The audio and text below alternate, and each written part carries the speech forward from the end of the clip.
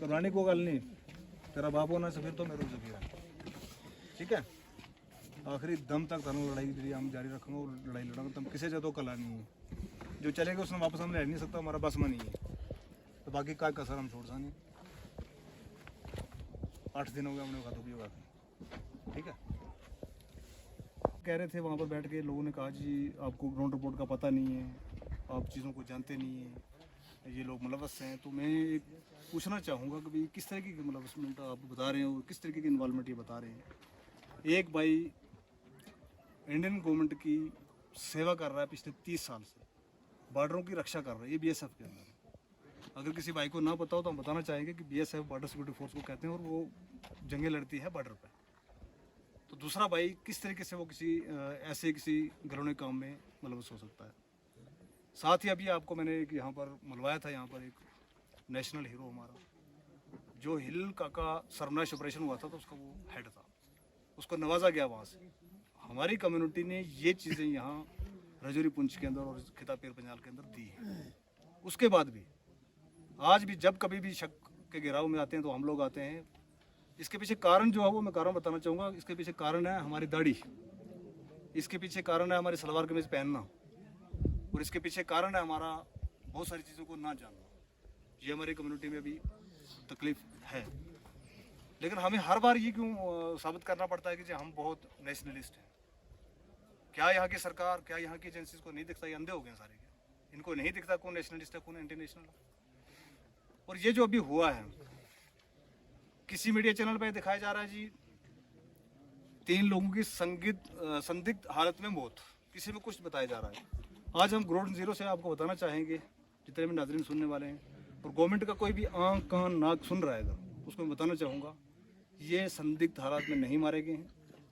Planned तरीके से घर से उठाया गया अपने अपने काम करते हुए और ले जाके कैंप के अंदर इस हालत से इस तरीके से मारा गया क्योंकि वो चाहते थे कि मर जाए।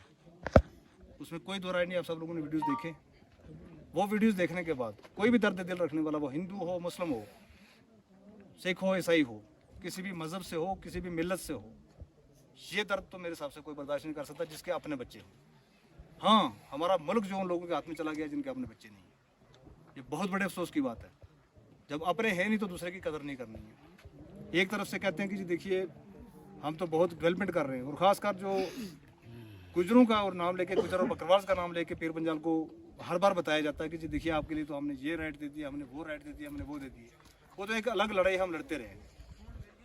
चलो हम भाई साहब से बात करेंगे कितने साल इनकी सर्विस होगी, क्योंकि हम तो आपसे हमेशा बात करते रहते हैं। भर्ती हुए थे आज से 32 साल पहले 92 में। तो कहाँ रही आपकी पोस्टिंग आज तक? मैं मणिपुर नागालैंड से जम्मू कश्मीर तक। मणिपुर नागालैंड में आपने किया है। जम्मू कश्मीर में किस सेक्टर में रहे आप? यहीं पुंछ में रहा हूँ 4-5 साल। 5 साल पूछ रहे हैं अभी इसी सेक्टर में? अभी कुछ दिन पहले यहाँ से गए। तो बच्चे कितने हैं सफ़ीर के? उसके 3 बेटे हैं, एक बेटी। बच्चों की उम्र क्या होगी? बड़े बेटे की उम्र 15 साल है। बड़े बेटे की उम्र 15 साल है। दूसरे बेटे की उम्र 12 साल। 12 साल। तीसरे की? बेटी है वो 10 साल की है, एक बेटा है 2.5 साल का। बेटी छोटी है सबसे? बेटा छोटा है सबसे छोटा बेटा है 2.5 साल। और बेटी की क्या उम्र? 10 साल। 10 साल, मतलब 15 साल के अंदर अंदर के बच्चे हैं सारे। ठीक है, आपने कंपनसेशन दी, जान की तो क्यों कीमत लगाई नहीं जा सकती, ना कुछ होता है। आज हमारे आने का मकसद ये है, फातह ख्वानी जो हमारे मज़हब के अंदर की जाती है वो कहीं से भी की जा सकती है।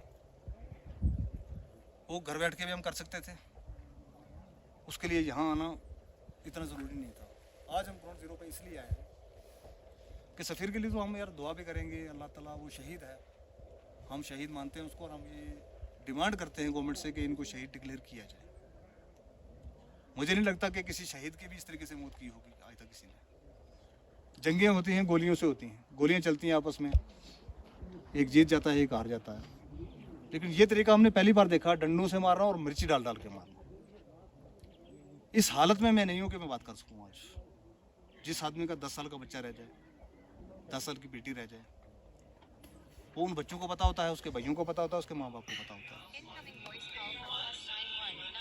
क्या कहें हम, इतना कहेंगे जनाब आपका पैसा नहीं चाहिए, आपकी कोई और चीज़ नहीं चाहिए हमें। अगर आप ये सोच रहे हैं कि ये सारा कुछ देके हम दबा देंगे, हमें चाहिए इंसाफ। और इंसाफ वो वाला नहीं जो इंसाफ आप बोल बोल के कहते हो जी इंसाफ होगा, इंसाफ होगा, इंसाफ होगा, कब होगा किसी को पता नहीं। बहुत सारे नाम से रिवील हुए हैं, उन लोगों को पर्चे के अंदर डाला जाए।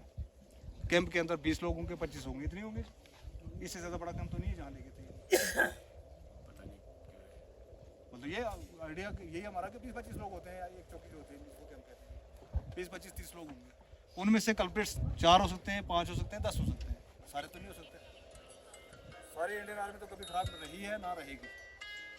तो हमारी डिमांड है कि इनके ऊपर एफआईआर, जो आपने जीरो एफआईआर की है, इसके अंदर लोगों को उठाया जाए और इन लोगों को मंजिल मकसूद तक पहुँचाया जाए। ये वो भेड़िए हैं जो समाज के अंदर रहने लायक नहीं है। मजीद हम कोशिश करेंगे इनके फादर साहब से भी निकलते समय कुछ बात करने की। बच्चे किसी से बात हो सकती है नहीं।